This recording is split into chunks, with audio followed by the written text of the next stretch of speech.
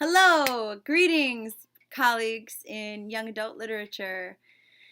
I am Nina Personius, and I am bringing to you this week's hot topic, which is a deceptively hot topic: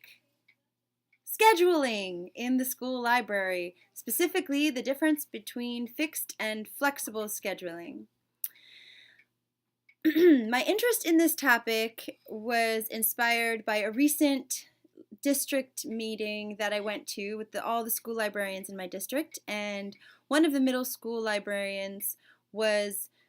very disturbed by some of the changes that had been happening in her library once they had switched from a fully flexible library to a fixed or partially flexible schedule. And at that point, she said the circulation rates had really plummeted, and she brought graphs and charts to illustrate this, and I found it a very interesting topic and decided to explore it further. Well, it turns out that she is not an isolated case in terms of middle school librarians being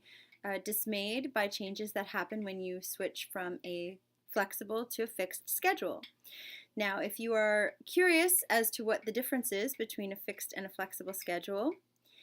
in a flexible scheduled library, the library would be open throughout most of the day for students to come in, check out books, to return books, to come and make use of the library's resources, including the librarian and all of the skills and knowledge that the librarian has. In a flexible scheduled library, classroom teachers can work collaboratively with the school librarian to schedule times for their classes to come and work on research projects. For instance, we need to come in Tuesday, Wednesday, Thursday from 1 to 2, and in that case, it would be available. However, at some point in semi-recent history, library became a special subject, in which case classes have a scheduled appointed time that they go to library class, and during that period their class teacher is able to have a period free to plan or take a break. And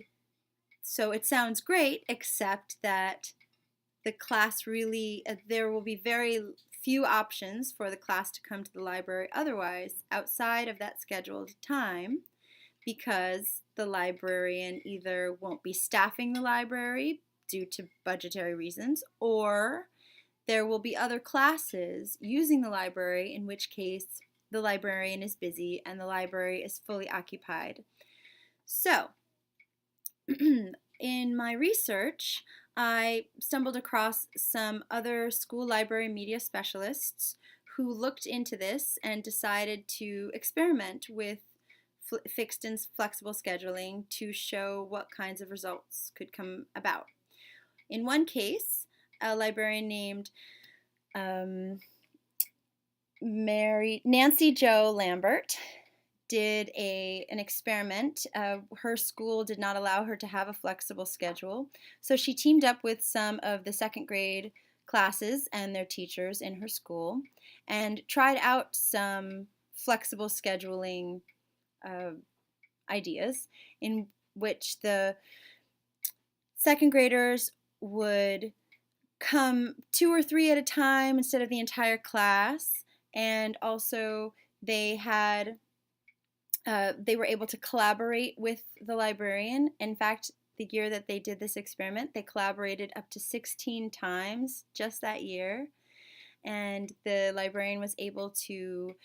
get to know the readers' interests and preferences and get to talk with the students on an individual level, as opposed to having to deal with up to 30 children all at once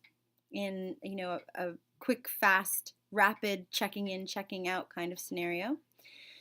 So that was very successful. In another study, a library media specialist named Carol Stubeck, when her former professor came to visit her in her second year of teaching, and her professor asked her what her greatest challenge had been, as a school library media specialist, she responded that it was without a doubt fixed scheduling. And in her school, she was able to work around the scheduling challenges by